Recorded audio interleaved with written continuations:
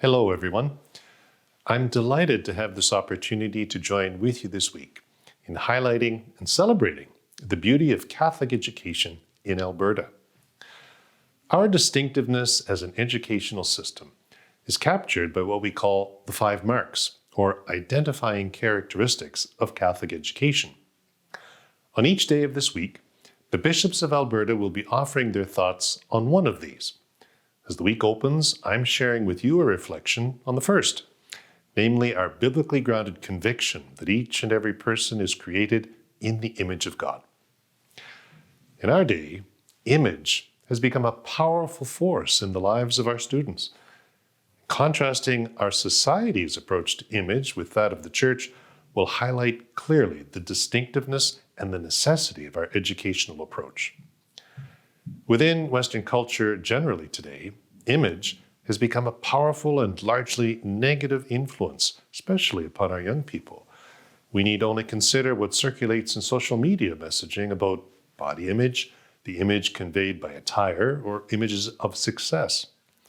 And most of these, we know, are illusory. Yet there's a pervasive sense among our young people that they need to live up to these images and emulate them if they're to be noticed and admired. Failure to live up to the image causes great distress and anxiety, which in turn can lead to some dangerous thoughts and even action. Students in our Catholic schools are as vulnerable to this pernicious influence as young people elsewhere. The message we carry in our Catholic schools is the corrective to this and forms the basis for freedom and hope.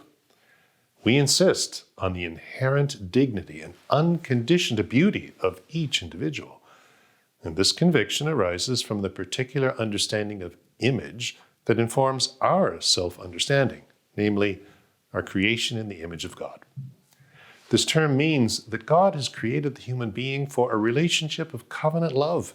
He has made each of us capable of encountering Him, hearing His word, and responding to Him in freedom with our answering love. To put it simply, to say that we're created in the image of God is to proclaim that each person is willed by God for his or her own sake. There's no need to live up to any human standard for acceptance.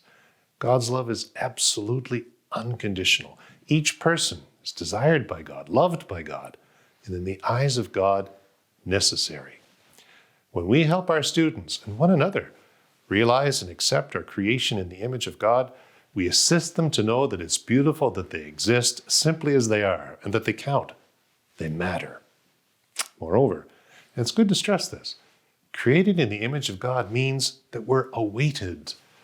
Just as we look forward and cannot wait to see the people we love, God also, and even more so, eagerly awaits our turning to Him, our acceptance of His love, and ultimately that moment when He welcomes us into His eternal embrace.